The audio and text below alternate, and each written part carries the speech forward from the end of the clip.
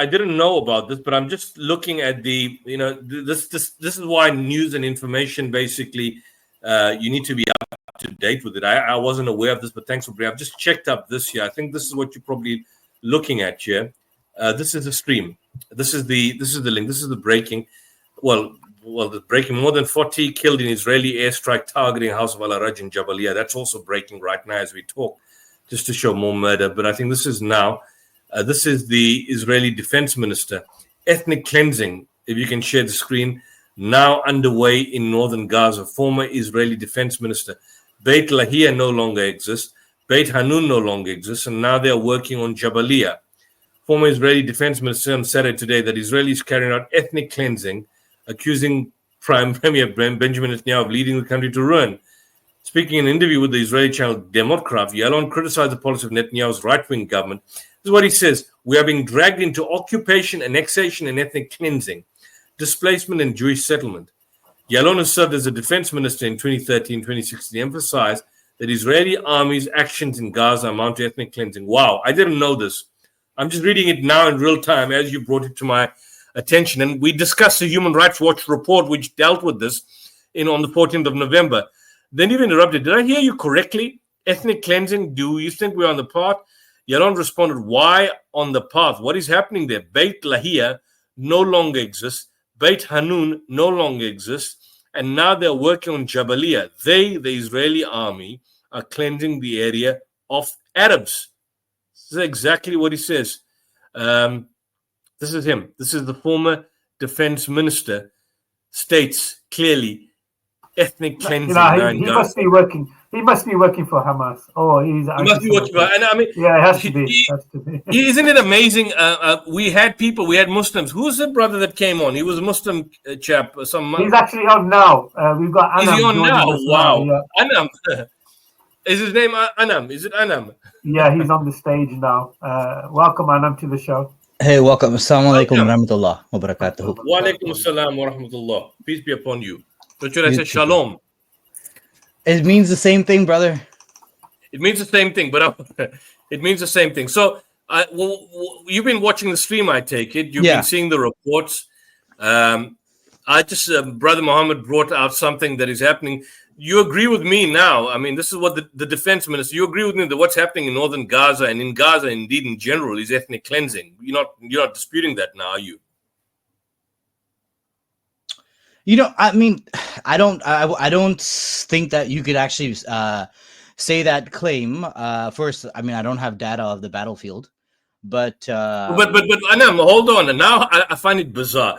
I provided to you the Human Rights Watch report, which dealt with a 165-page document. We couldn't go through it, which systematically dealt with it in detail by people on the ground, by individuals on the ground, by eyewitness reports, by charity and relief organizations, by the facts which basically show that there's a forced systematic displacement which is under the guise of command responsibility based on official military doctrine that comes right from the top. And now you've got the former Israel. Just one point before you come in. Don't you find it remarkable that the former Israeli defense minister is now even confirming that ethnic cleansing is happening? And you are trying to say that there's no ethnic cleansing and you can't make that particular claim of ethnic cleansing? So brother, respectfully, because you're very pointed. Okay, so I don't want you to feel, look, brother, I've been around, a long time. I'm 38 years old, right? Ethnic cleansing was Serbia and Bosnia and Croatia, right? Means that it used to be a Muslim village. The Serbs came in, they killed all the men and boys. And now the only people who live there are going to be Serbs. From now on, it's a Serbian village. And the Croats did the same thing. So, I mean, the reason I'm pushing back on you, and the reason I'm getting a little pointed is because it's not like the place Jabalia and so on is going to be an Israeli village now. It's when this war is over, and I would like it to be over today if we can. It's going to come back to being a Palestinian city in Gaza, north to south. So that's why I'm a little bit confused and befuddled because these words, even the term genocide, I would dispute. But let me pause there. Okay, so let me first ask you this: what's your definition of ethnic cleansing? I just told you, brother. Like all the Serbs come in and now it's a Serbian village. It's no longer a Is it a Bosnian village. Serbian? But do you agree with me that ethnic cleansing is a systematic, forced removal of an ethnic, racial, or religious group from a given area with the intent of basically removing or depopulating that particular area? That's a definition. Okay, so if there is a war and the war is over and everybody moves back, how is that ethnic cleansing? Is what I'm saying. So how are they going to move back? How? Tell me how they're going to move back. Is Israel occupying northern Gaza like on a basis which is going to be continual? They're going to have to pull out. It's not, No, but they've made it clear. They've made it clear at the top level that they're going to basically reoccupy Gaza. If I want to open this up for you, this. Did you see the Human Rights Watch report? Yeah, I heard. I thought that was about Israel proper, though. You know, the Bedouins and everything. No, that you're missing the point. You were talking about the Palestinians. You're talking about the. You were talking about apartheid. No, that's something. I think you never came through the stream earlier. This is what I'm talking about here. Just, let me share this so I can. This is released just about a week ago. If I can, it's difficult to go through this again, but this is released now. Mohammed, if you can show this. This is the Human Rights Watch report. Mohammed, just share the screen here. This is on the 14th of November, 2024. Israel's crimes against humanity in Gaza, mass forced displacement, and widespread destruction. And here is the 150-page report. Hopeless, starving, and besieged, Israel's forced displacement examines how Israel's conduct has led to the displacement of over 90% of the population and the widespread destruction of Gaza, which is basically the controlled demolition of homes, civilian infrastructure, areas where they have apparently created the buffer zone, and so on. But let me just open this for you. So I want before you comment, here's the. Can you take that back? Can you go back to that one, because it says they're permanently displaced people now. Okay, let me just go back. Because the argument is that in Serbia and other parts of the world, these people were displaced. This is a ridiculous argument because the Bosnians are there. You see, if you look at the International Criminal Tribunal for the former Yugoslavia, which is before the World Court, there were a number of massacres that were committed. Number of massacres. And people sometimes cite the fact and raise the question that for there to be a genocide, you must kill all, which is absolute nonsense. You just need to show genocidal intent. Yeah, I mean, you asked me about ethnic cleansing, though. Sorry. Yeah. I'll come to ethnic cleansing, but I'm also going to deal with the aspect of genocide and tie it up to ethnic cleansing, just to clarify the point, which deals with the previous caller on the previous stream. For there to be genocide in the International Criminal Tribunal for the former Yugoslavia, there were many massacres committed. Some massacres were 10,000, some were 20,000. There were a lot of people. Only one massacre, which was in Srebrenica, was proven to be genocidal. And in that massacre, only 5,000 Bosnians were killed. I use the term loosely, only 5,000, but only 5,000 were killed. So the point I'm making is that contrary to popular belief, which people who are ignorant don't know, you don't need the entire wiping out of an entire population for there to be genocide to take place. Provided you can show genocidal intent, even if a small number is killed, that fulfills the definition of genocide. Similarly with ethnic cleansing, if you look at the definition of ethnic cleansing, and I think, Mohammed, it's important because Anam didn't listen to this particular stream. I'm going to share the screen. This is a 154-page document, which I've asked people. It's called here, Hopeless, Starving, and Besieged. This is a 154-page document which details ethnic cleansing, Israel's forced displacement of Palestinians in Gaza. This is an international documentation. It's an international report. And the summary concludes that ethnic cleansing, in fact, takes place. According to the United Nations, this is the document, 1.9 million people were displaced of Gaza out of a population of 2.2 million people. This report examines the Israeli authorities' conduct, which has led to this extraordinarily high level of displacement, and finds that these actions amount to forced displacement, which is ethnic cleansing. Given the evidence, it strongly indicates that multiple acts of forced displacement were carried out with intent, it amounts to war crimes. This report further finds that the Israeli government's acts of forced displacement are widespread and systematic. And further, which is the most important point, and we don't have time to go, we went through this, but I think you were not here earlier. The statements by senior officials with command responsibility, and that's the important point here, command responsibility, not just an opinion, command responsibility, show that forced displacement is intentional and forms part of Israeli state policy and therefore amounts to a crime against humanity. Israel's actions appear to also meet the definition of ethnic cleansing. So this is not Al Jazeera. This is not a journalistic report or an opinion, as you see some opinions by people. This is a report by Human Rights Watch. It's 154 pages. I'll email the document to you. I'm going to email it to a couple of others, but it deals with it systematically and it backs it out with scientific documentation. It looks at maps. It looks at the the buffer zones around the Netzarim corridor. It actually shows how the land itself, which was once occupied by Palestinians, were reduced to such a level that not just the civilian infrastructure is destroyed, but the environmental catastrophe is of such a level that it will probably take about approximately, logistically speaking, 80 years for the environment and the development to take place. So it gives a future prediction, because there were futurists that were involved in this, that gives a time span of about 80 years to reconstruct Gaza itself, approximately 80 years, with an amount of $50 to $60 billion required for possible renewal of the particular land. Now, what this article does, which is that it juxtaposes the actual actions of the IDF, and it doesn't describe them as aberrant, but it ties it up to the actual command responsibility of the officials where they make their particular policies clear. So what I was quite amazed, you may not have been familiar with this particular report, but then Mohammed brought me to the attention of the former Israeli defense minister, who himself now is confirming, amazingly, this is a former Israeli defense minister, Yoav Malon, that Israel is in fact engaging in what is described clearly as ethnic cleansing. So it's no longer now journalists. I really want to get Anam to respond, because I know there's a lot of information Yusuf just gave.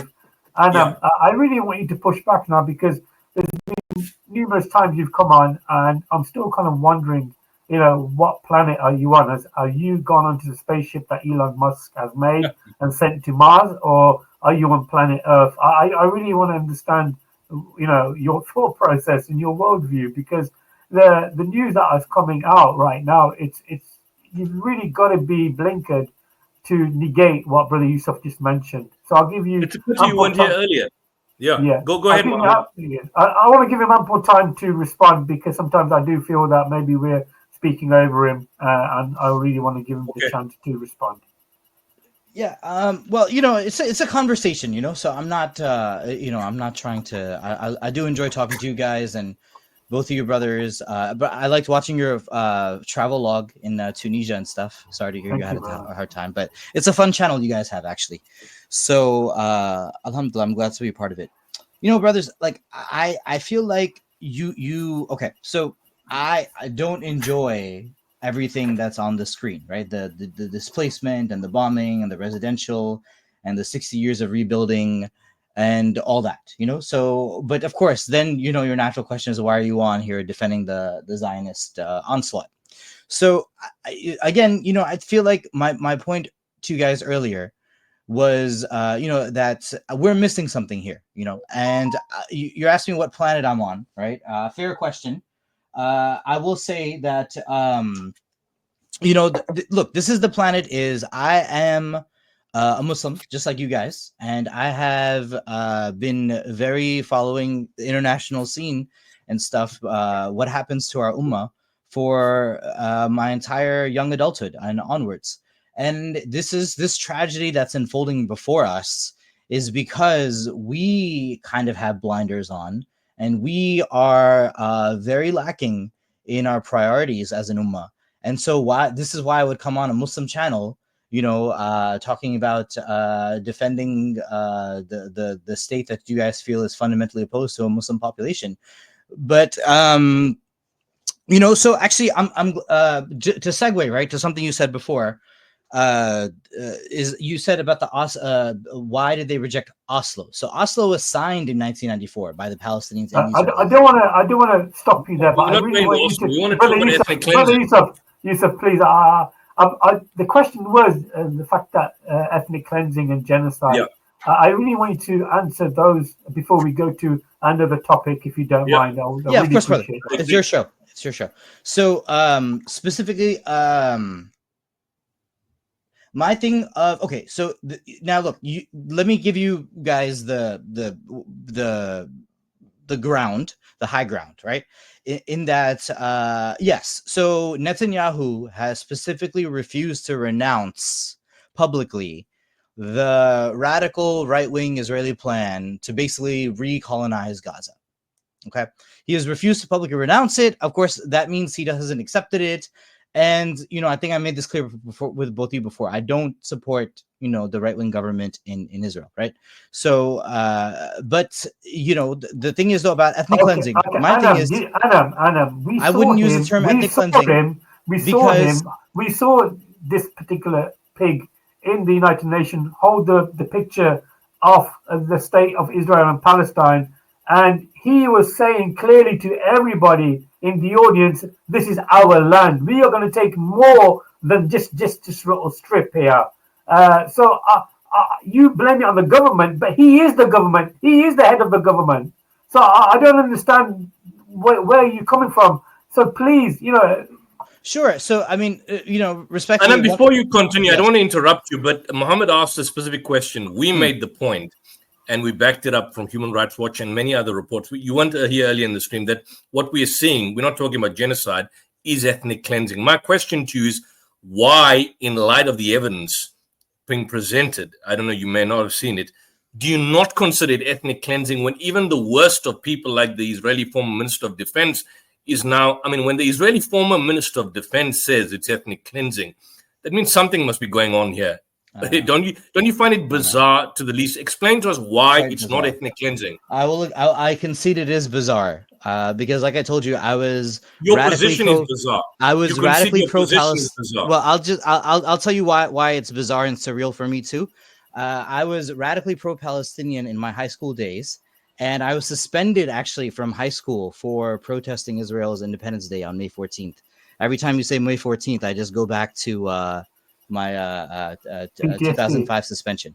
But wait, so 1 second. So let me just see. So look, brother, the specifically ethnic cleansing and what's this guy's name? The not the current defense minister, Moshe Yaalon, thank you. So was he under Olmert? I'm trying to figure this out, because like I said, it is surreal for me to go up against an Israeli defense minister who is siding the Palestinians, and then forget about him. What about going against Human Rights Watch? Let's Google it, Yusuf. Okay, let's Google it. I really want him to Google it, but while he's Googling it and looking for the response, no, he was under Netanyahu. I just want to add one thing to the audience that right now, over 1.1 million people are basically on the blink of a famine, and their supplies and food supplies are totally gone. 1.1 million, and that's probably more than that's half of Gaza's population right now facing starvation. And for me, just that particular statement itself is ethnic cleansing of a group of people, just the starvation of the people by preventing food, water, electricity, and starving them to death. For me, that is a link or a highlight or a red flag to say this is ethnic cleansing. So I think he's had enough chance to Google. So anything you want to say, Anam, regarding he was Netanyahu's defense minister from 2013 to 2016, which is even more extraordinary. Yeah. So keep thinking, Anam. Keep thinking. Brother. Here's the thing. I don't like. Hey, can you share the screen for Anam so we can go through it with him, brother Mohammed? The one I've got right now. I read the whole article. He remember. No, not the article. I'm talking about the Human Rights Watch. You read the 154-page document. No, I thought you meant the article where we just talked about because the funny. I mean, it's not funny. The news announcer says, "Are you sure you want to call? We're headed to ethnic cleansing." He says, "Why are you saying on the path to ethnic cleansing? We're already there." So it's an extraordinary interview. Actually, I've read it. I mean, but I pay attention to your stream as much as I can. Believe me, I'm not an idle listener. And I hope I've expressed some kind of sincerity by, showing my story. I'm not really on anyone's payroll here, okay? So I'm really just here to give you my opinion, okay? Like, I think that should be. So I want to ask you this, and I mean, there's a lot of posturing, but I want to ask you this in all sincerity. Okay, Just this point, and I want you to streamline the discussion. Both of you were. Let me talk about the ethnic cleansing and the thing, and then I want to make a point, maybe. Okay, so look, like I said, words have meanings. Socrates said if you're going to use the same word to have a different meaning, then you should use a different word. So it's very important. I don't like if Israel reoccupies northern Gaza and it puts its people there, I will say that was ethnic cleansing because you remove one population to another. Now, I see what you're telling me. You're telling me these war crimes themselves amount to ethnic cleansing. But I'm just saying, I grew up, I remember reading the news that 5,000 brothers that looked just like you and me were just lined up by Serbs. And I was like a 14-year-old kid at the time. So that's how young those boys were too.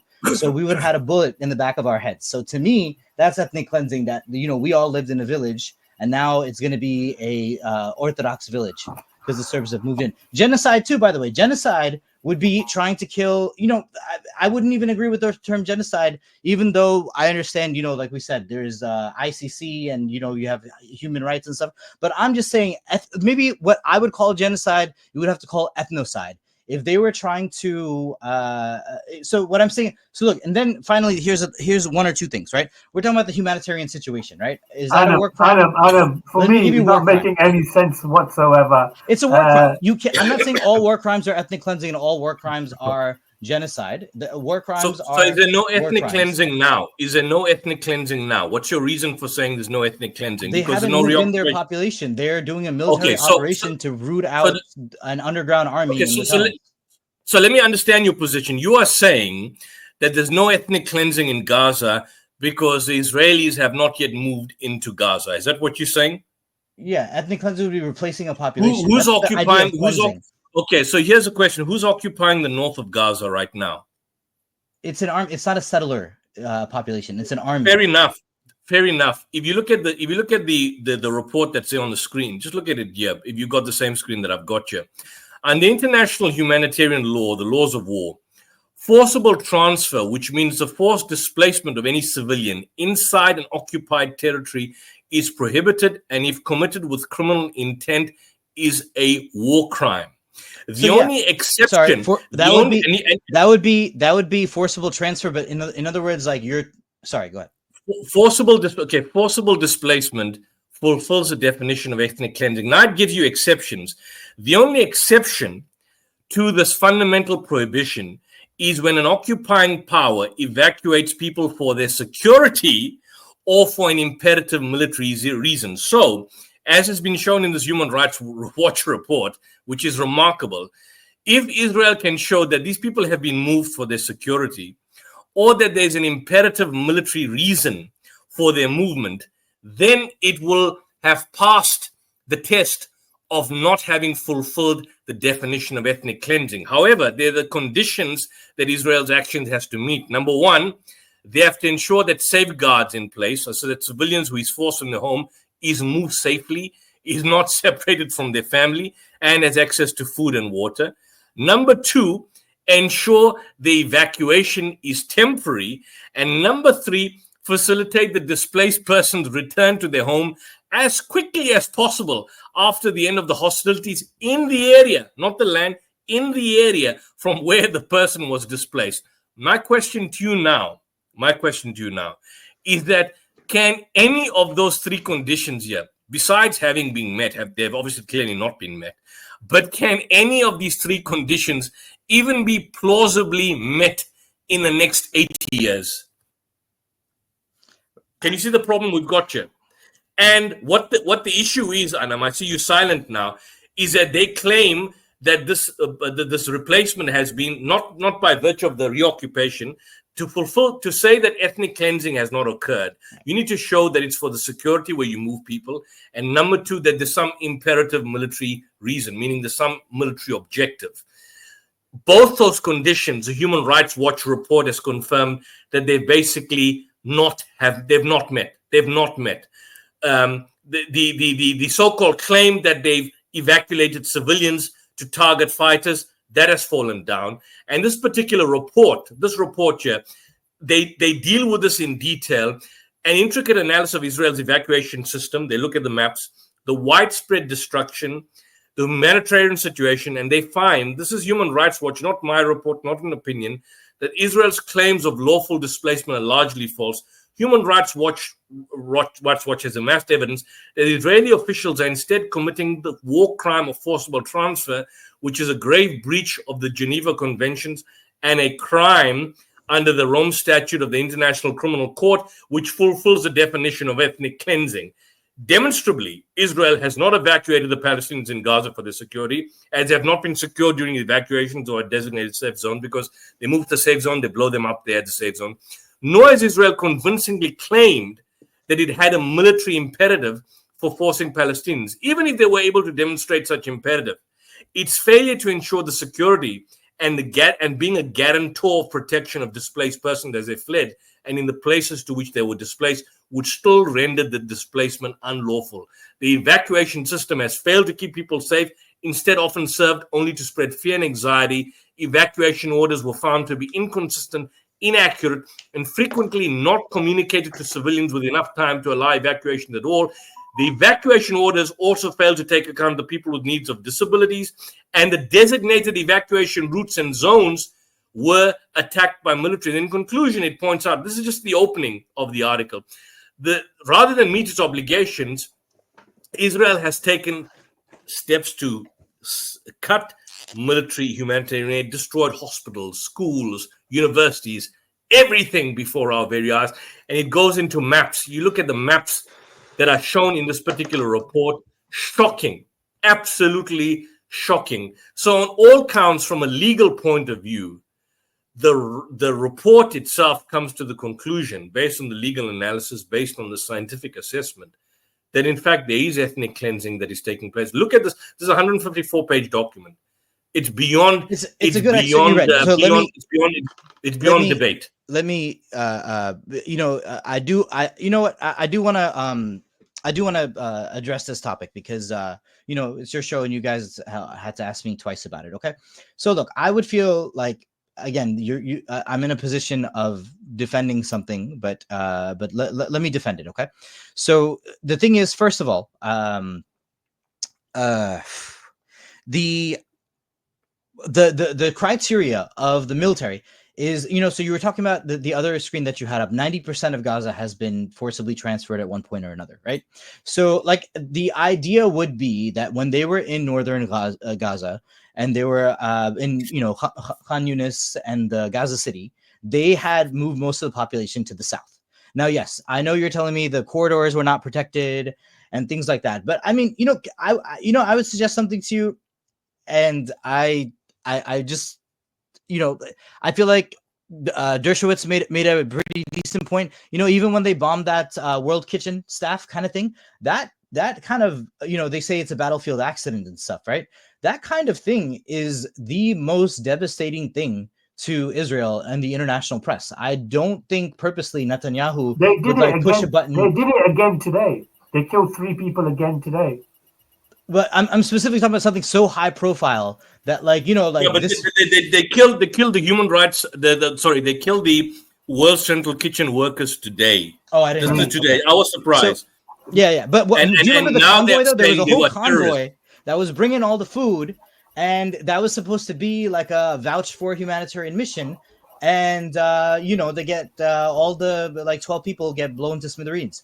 So my thing is, right, that's your point when you were saying they don't protect the corridors, they don't protect the schools, they don't protect the refugee camps. Okay, but my thing is, right, there's no way Netanyahu's sitting in front of a button and he's gonna say, that Chef Jose, his staff and right hand man and all of his volunteers, I feel like they should be blown up just for good measure, for trying to help poor Palestinians who don't have adequate nutrition because they're eating the hay for the horses. So, I really think like that would have to be a mistake, and that's what the point Dershowitz made, the Harvard lawyer, academic, is that, every single... What are you saying? What are you saying? You're saying Netanyahu is not sitting there to say, look, that these people should be killed and that There's there should no way be the Israeli no. military is Is that purposely what you're bombing saying? corridors like that. You know what you're you know, in other words, it's okay. So we're talking about genocide, and you're reading something about forcible transfer, which is sorry, we're talking about Ethnic cleansing, which and is you're talking about officially forcible which is transfer, official policy. and I'm defending Which the is official forcible policy. transfer on military grounds. But you're Yeah. saying the corridors aren't safe, and I'm saying there's no way they purposely bombed the corridors full of the World Kitchen staff, because that would just be, you know, that makes Israel lose its propaganda fight, right? It just So makes was it a mistake? it has to be. That's what I'm suggesting. So here's the thing. Here's the thing. You're saying that was a mistake. You're taking us out of to another discussion.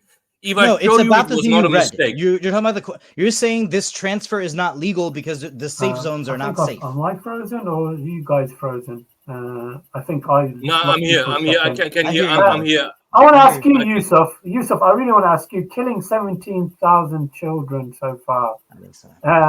Is that just one mistake, or just just one soldier making the same mistake over and over again, or is that numerous soldiers making the same mistake again and again, or are they listening to statements from hierarchy, their generals, their leaders, that do unto them like the Amalekites, wipe them all out, women, children, annihilate them all? And we've heard that, we've seen that on social media, quoting the Old Testament and so forth. So, Yusuf, killing 17,000 children so far, do you think now, is that just one rogue soldier or a handful of rogue soldiers? And we did a report the other day where they're finding bullets in the skulls of children and on chests, killing children.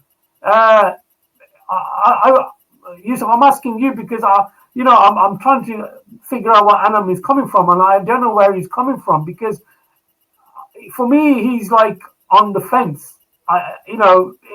He's still denying the fact that there is a genocide or ethnic cleansing taking place. I'm lost for words, Yusuf. I really am. Yeah. The point is, every single major human rights organization, the United Nations, the Human Rights Watch, Israeli human rights organizations like B'Tselem have made the point that in all these killings, there's the aspect of command responsibility. So these are not aberrant soldiers. They are operating under the principle of command authorities. Now, for example, the issue that I wanted to ask Anam on this particular point, and I wanted to ask, are you saying that when Israel has given these evacuation orders, you see the evacuation, do these evacuation orders meet international humanitarian law? Because if they don't meet international humanitarian law, then they would amount to ethnic cleansing and forced displacement. So do they meet international humanitarian law? I think you can make that argument. There's not an argument. It's just a fact. It's either they have or they have not. Have they met international humanitarian law? Have they not? Here's why I'm a fish out of water, right? Because if it was up to me, we would end this war today, and we would not have this problem of evacuation orders and corridors. And something radical I would suggest to both of you is that, and you guys rejected it before, but this is a statistic that's not on the 150-page reports that you're reading. But the thing is, 71% of the Israeli public today would back an agreement where you give up the hostages and you have a ceasefire. I know you're saying that's a red herring, and you've always said that, but I would radically suggest to you, brother, that this is what all this is about. This 60% of Gaza was destroyed the last time I was on. I'm reading your thing saying 90% of Gaza is totally smashed now. It's increasing. Well, let me I don't enjoy this, but I would have ended the war the last time I was on. It's not a flood. But you see, Anam, you say you don't enjoy this like many people. This is not a tragedy. It's not a flood. It's not a slow motion car accident we've been watching for 60 years. What you are seeing in Gaza, it's not tragic. People say this is a tragedy. I almost slapped a guy who said it's a tragedy. It's not tragedy. Basically, a tragedy is when there's a flood, there's a disaster, there's a volcano, there's an earthquake, there's clear-cut murder. Now, it comes to my main question. Would what Israel does fulfill or meet the criteria in international humanitarian law? Have they met in their evacuations? Because if they haven't met it, if they have Okay, let me justify it, right? So you know how they killed that guy? He's dead now, right? He was alive the last time we were on. I think he was killed the next day or something.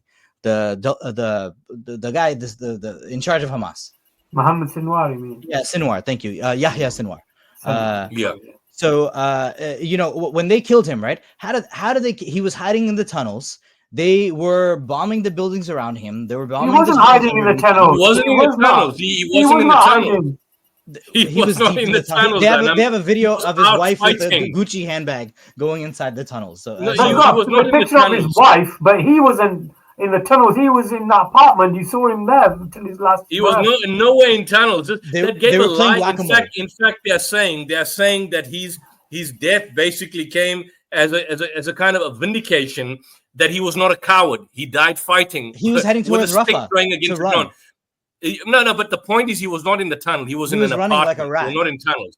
But this takes me again away from the question. My question was. So my thing is though, Israel. Yusuf, he has to answer the question. I really want to take that statement. I want him to take that statement back that he was running like a rat. No, I don't. What I'm saying I find that very, very offensive. To be honest, 2 million people are under siege because of the decisions he took. I'm sorry. No, I will take it back though. Okay. Yusuf. He's saying this particular Yahya Sinwar, he's the head of Hamas, right?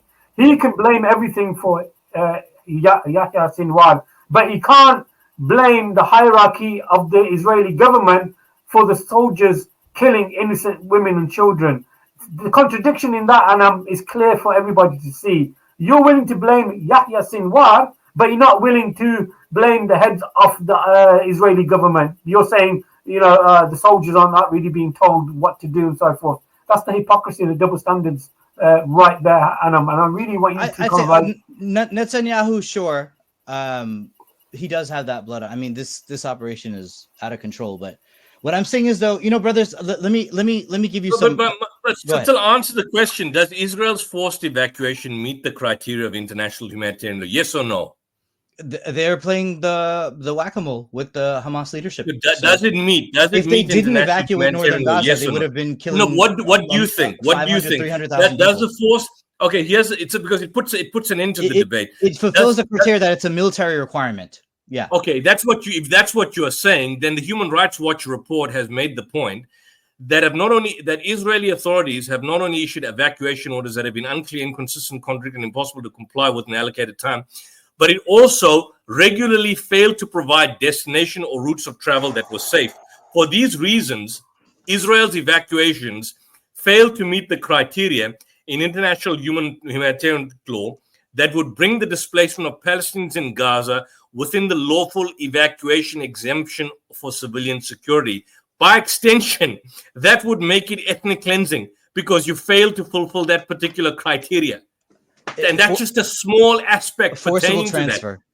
Look at the map. Look at the map. Forcible transfers, when you force people to move out of a particular area. And by the way, sorry, the second part of that is until the hostilities are done. The hostilities are still ongoing. Well, the hostilities are supposedly they got still military need to occupy whatever they're doing in Gaza. Okay, so here's a map. Look at the map. This is March 31. Look at the map. I just want to go through this map with you. So if you go to the map, this is basically an extension of the. I will give you those evacuation orders were impossible to comply with. Let me concede they were impossible. So if they're impossible to comply with, yes, and if you kill people in the safe zone that they go to in like a 26-kilometer thing. But if you send people to a safe zone and you bomb that safe zone, that means your aim is not to basically fulfill. Well, if you take people and you send them to a safe zone and then you bomb the safe zone, that basically means by extension that your aim is not to fulfill international humanitarian law. So when you basically forcibly remove someone, look at the reality. The reality is not that you have to have an occupation for it to fulfill the definition of ethnic cleansing. Ethnic cleansing doesn't mean an area has to be now reoccupied by another people. You can simply remove people from the land, rid people from the land, eliminate people from the land without settling and keeping it a totally barren, desert-like place. That is ethnic cleansing.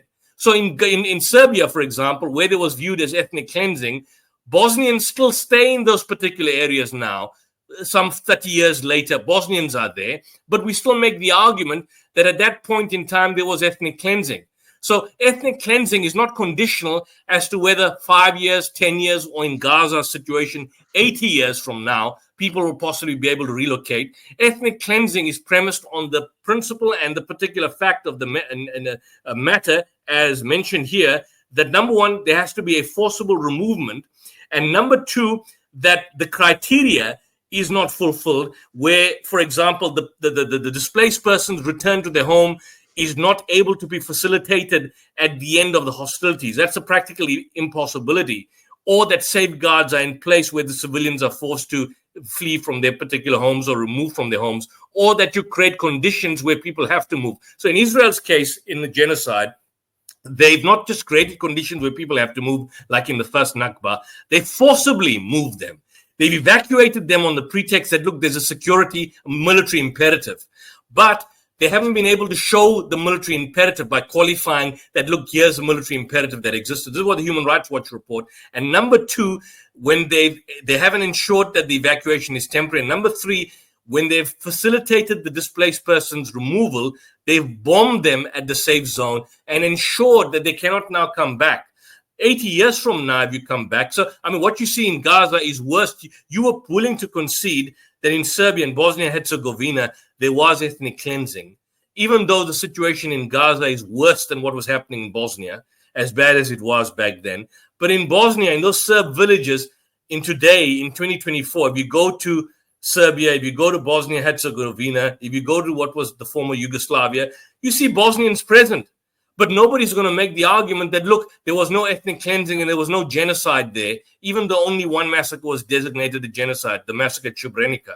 In Gaza, the situation is tenfold. And when you have the former Israeli defense minister and the Netanyahu confirming that, how are you so... I'm trying to understand your mindset, Anam. What's motivating you to take this obscene position that you are taking? I just cannot understand your mind. Yeah. So I gave you guys that statistic before. 71% of the Israeli public would like a ceasefire. That's what I'm saying, that we need to approach them. But but the point I raised, do you agree the point I raised? We understand the other. Do you agree? That's a side issue. Yeah. So let me offer you a slight correction though, because you were talking about the Bosnia war, right? I'm trying to say that maybe even 30 years later, there's villages that used to be Muslim like 40 years ago, and now the only people, because they killed all the men, right? And they raped all the women. And there's no more Muslims living in that place anymore. And it's only going to be an Orthodox village. And by the way, it's not, in fact, I did bring it up. If you know that war, everybody did a little ethnic cleansing. Bosnians kicked out the Serbs in some villages. The Croats kicked out the Serbians in some villages. It wasn't just the Serbs.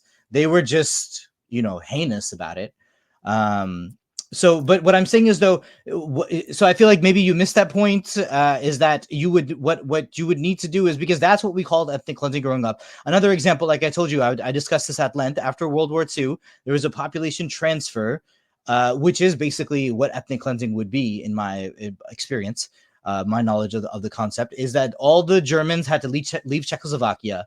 All the Germans had to leave Poland. All the Germans had to leave France after World War I.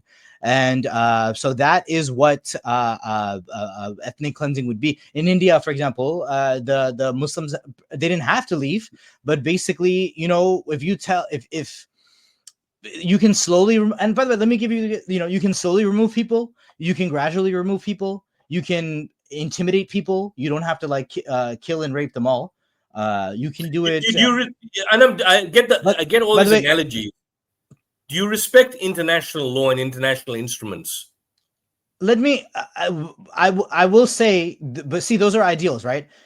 My thing is. No. It's an important point. Why I'm asking you this question, because 2 months ago, when you came on the stream, you were praising the International Court of Justice, and I raised some concerns about international law being an imperial tool. You asked that question actually. Yeah, I qualified that, but then you defended it. You took a position where you defended it. I talked about the wall. So my question is, these international instruments that basically guide or are the arbiters of us. Do you respect them?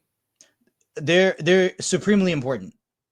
All right. So if they're supremely important, my next question is on why is it from an individual point of view, you're not I mean, none of us are researchers as such. We haven't dealt with original research in the sense of being on the ground and taking information. We get and we sharing information. But I'm saying my question then to you is, why is it then that you are rejecting reports which are confirming ethnic cleansing when they come from Human Rights Watch, B'Tselem, the United Nations Special Rapporteur for the Occupied Palestine, the United Nations itself, and indeed international law, which is confirming that ethnic cleansing, leave aside genocide, that's another issue which we believe is genocide, but that is confirming now that ethnic cleansing is taking place, and it's vindicated by the own enemies, by the enemies of peace, such as the former defense minister, because the defense minister was part of Operation Cast-led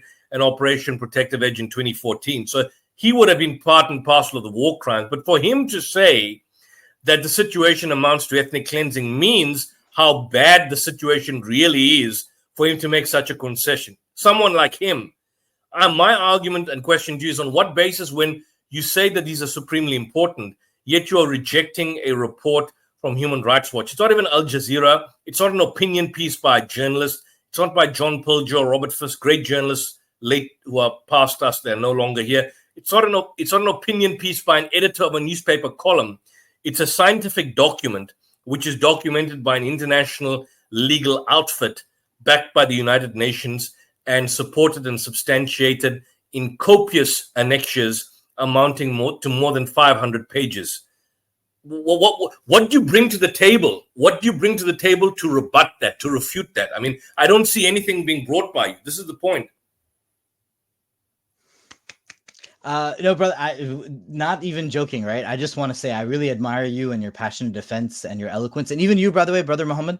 I like the way you frame your questions, and it hurts me when you say, you're annoyed with me sometimes, or you too, I really, you guys put on a good show, very entertaining, very good content, very good presentation of facts. Let me answer your question though, right? But okay. So, brother, the thing is, these are amazing things. After World War II, we went through humanity, as a people. We saw heinous things in World War II, and we went through post-colonialism, and like all the former colonial countries learned how to stand on their own 2 feet, So it's we're still living in this like post-World War II, and I really love history. So it's actually post-World War I, actually, which with the failures of World War II and World War I, the borders of the Sykes-Picot Agreement, where this is all we're looking at, So, I mean, yes, when you show me rubble in Gaza, I'm really thinking about how we got here, because we were talking about Tom Segev's books and all that. But let me answer your question, okay? What basis do I sit across the Netanyahu's former defense chief and tell him that he's wrong on ethnic cleansing and genocide, right? Forget that. What about Oxfam? Do you view Oxfam as something? Let me answer your question. It's the same thing. It's the same, because you're saying ICC, ICJ. I was defending them earlier. You have a very passionate defense. I was praising you. So listen, brother. Watching all these institutions. We live in this post-World War II world, right? But the thing is, though, if we followed everything UN Security Council, the General Assembly, and even better ICC, ICJ, right, and The Hague and post Nuremberg, all these things we had to develop. It took us 5,000-6,000 years in history to develop these institutions, right? But here's my problem, right? Here's where I would push back, because, like I said, I had to clap because I wasn't being facetious, maybe a little over dramatic, but that wasn't a false clapping, amazing thesis. I accept that. But whilst you respond, can you also look at the screen, because this is published yesterday? Can you? This is also just vindicating the position. This is from Oxfam. So I mean, brother, I will say, let me push back against this since you're putting this on the screen. My thing is, right, we're looking down on Israel. Egypt has a border, and I don't see anyone saying Egypt needs to open up the border and let the food in. So I see this as tragic. I know you told me not to use the word, but let's talk about. They're blocking the border. Israel's blocking the Egyptian border. They're not allowing the food in from Egypt. You're aware of that. No, Egypt That says they are not going to participate with the border that's not run by the PA or Hamas. yeah, that's So, correct. okay, but Why should then? And Israel's let preventing okay. Egypt from allowing food aid Egypt is a inside Muslim that. country. They have an obligation to let food in for 2 million people. If you want to say Israel's a satanic state, I don't have a problem with that. But as a Muslim country, you should be shipping the food in mass. But anyway, let me not do what is it called? Turn the tables or what aboutism? I don't mean to do a Posturing. facetious. Yeah, I don't mean to do a facetious argument. Okay, but I'm just saying though. But what I'm saying here's my thing, right? Those institutions, ICJ, ICC, and The Hague and post-Nuremberg tribunals, right? Basically, you've outlawed war, okay? And I would applaud. Like, we should outlaw war. There's no reason for one country to invade another country. But having said that, right? I mean, I am a student of history.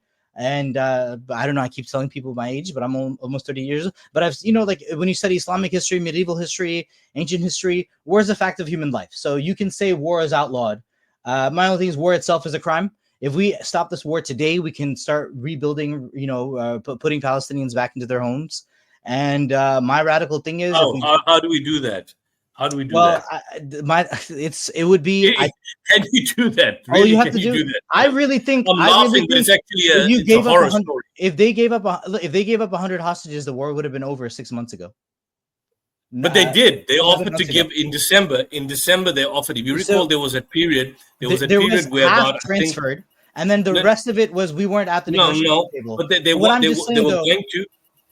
going to. They offered the release of, in fact, the first week, they offered the release of the hostages and they wanted to negotiate the release of the Palestinian prisoners in the dungeons. It was refused point blank by Netanyahu. It's about, right. That's and then in December, they did release. People. Yeah. Yeah. Well, besides that, 15,000, not sitting at 15,000 because there've been more arrests, but they did offer and if you look at the ceasefire, on multiple occasions, we discussed it to the last stream, which we had a nutcase who was denying it, where Netanyahu was in fact, in principle stated he agreed to the ceasefire, and Hamas had agreed to the ceasefire, and Biden agreed to the ceasefire, and they agreed to the American terms and conditions.